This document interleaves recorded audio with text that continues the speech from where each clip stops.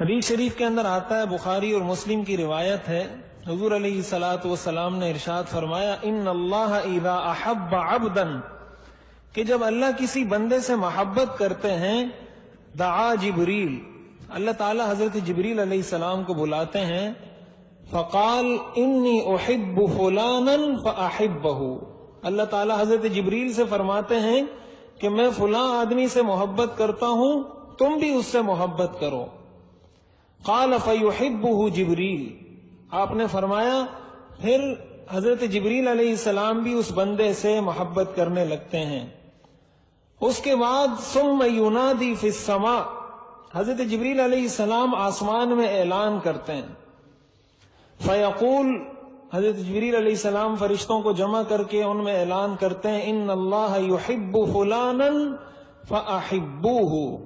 اللہ فلاں آدمی سے محبت کرتا ہے لہذا تم سارے بھی اس سے محبت کرو۔ حضور علیہ الصلوۃ والسلام نے ارشاد فرمایا فیحبہ اہل السماء، تو ساری آسمانی مخلوق اللہ کے اس بندے سے محبت کرنے لگ جاتی ہے۔ اور اس کے بعد آپ نے فرمایا ثم یوضع له القبول فی الارض، پھر اللہ تعالی زمین میں اس کے لیے قبولیت رکھ دیتے ہیں، زمین میں بھی اس کے لیے محبت تقسیم کر دیتے ہیں، لوگوں کے دلوں میں اس کی محبت پیدا ہو جاتی ہے۔ اور آگے آپ نے فرمایا وَإِذَا أَبْغَضَ عَبْدًا، کہ جب اللہ کسی بندے سے ناراض ہوتے ہیں، جب اللہ کسی بندے سے ناراض ہوتے ہیں، اس پر غضبناک ہوتے ہیں، دعا جبریل،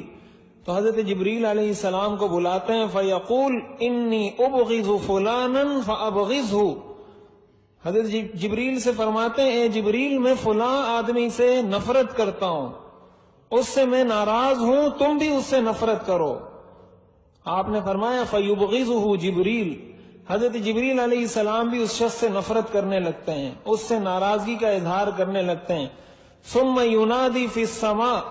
پھر حضرت جبریل علیہ السلام آسمان میں فرشتوں کو اعلان کرتے ہیں ان اللہ یبغض فلانا فابغضوہ،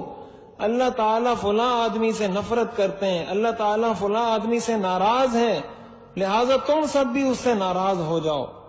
فیبغضہ اہل السماء، تو سارے آسمانی لوگ، ساری آسمانی مخلوق، سارے فرشتے اس سے نفرت کرنے لگتے ہیں۔ ثم توضع له البغض فی الارض، پھر اللہ تعالیٰ زمین میں بھی اس کے لیے بغض کی چادر بچھا دیتے ہیں، لوگ بھی اس سے نفرت کرنے لگ جاتے ہیں۔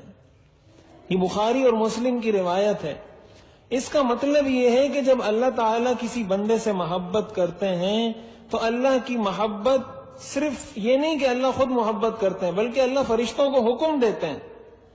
کہ میں اس سے محبت کرتا ہوں، تم بھی محبت کرو۔ اور جب بغض کرتے ہیں، جب ناراض ہوتے ہیں تو اللہ فرماتے ہیں میں اس سے ناراض ہوں، تم بھی اس سے ساتھ محبت کا تعلق ختم کر دو۔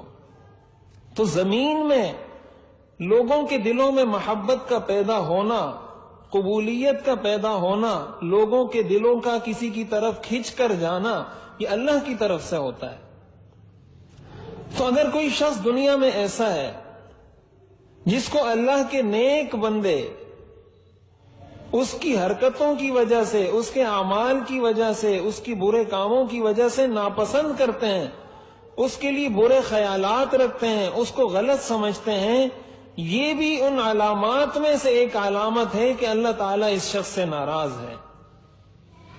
اس کا مطلب کہ اللہ اس سے ناراض ہے، اس لیے کہ اگر اللہ اس سے ناراض نہ ہوتے تو اللہ کے یہ نیک بندے اس سے ناراض نہ ہوتے۔ اس کا یہ مطلب نہیں کہ کوئی اچھا کام کر رہا ہے اور اچھا کام کرنے کی وجہ سے کوئی کسی سے ناراض ہو جاتا ہے اور پھر وہ یہ کہے کہ میں اس سے ناراض ہوں تو اللہ بھی ناراض ہے، یہ مطلب اس کا ہرگز نہیں ہے۔ اس کا مطلب یہ ہے کہ جو اللہ کے نیک بندے ہیں، جو دین کو سمجھتے ہیں، جو قرآن اور حدیث کو سمجھتے ہیں، وہ اس سے، اس کے برے کاموں کی وجہ سے، جو غلط حرکتیں، جو غلط کام وہ کر رہا ہے اس کی وجہ سے اس سے دور ہو رہے ہیں اور اس کو اچھا نہیں سمجھ رہے۔ اس کا مطلب یہ ہے کہ اللہ بھی ایسے شخص سے ناراض ہے۔ اور اس بات کی تائید دوسری احادیث سے بھی ہوتی ہے۔ ایک بزرگ کا قول ہے انی لأعصی اللہ فأرى ذلك فی خلق دابتی وامرأتی، میں اللہ کی نافرمانی جب کرتا ہوں تو میں اس کو اپنی سواری اور اپنی بیوی کے تیور میں دیکھ لیتا ہوں. یعنی جب میں اللہ کی نافرمانی کرتا ہوں تو جب میں گھر جاتا ہوں تو میری بیوی میرے ساتھ بد اخلاقی سے پیش آتی ہے. مجھے فوراً تنبیہ ہو جاتی ہے کہ میں نے یہ گناہ کیا تھا. حدیث میں آیا ہے کہ جب میں کسی سے بغض کرتا ہوں تو زمین میں بھی اس کے لیے بغض کو پھیلا دیتا ہوں. میری بیوی جو مجھ سے بد اخلاقی کر رہی ہے، یہ جو مجھ سے بدتمیزی کر رہی ہے، یہ جو میری نافرمانی کر رہی ہے، اس کا مطلب یہ ہے کہ میں نے اللہ کی کوئی نافرمانی کی ہے، اس لیے اللہ تعالیٰ نے اس کے دل میں یہ بات ڈالی ہے کہ یہ میری نافرمانی کرے.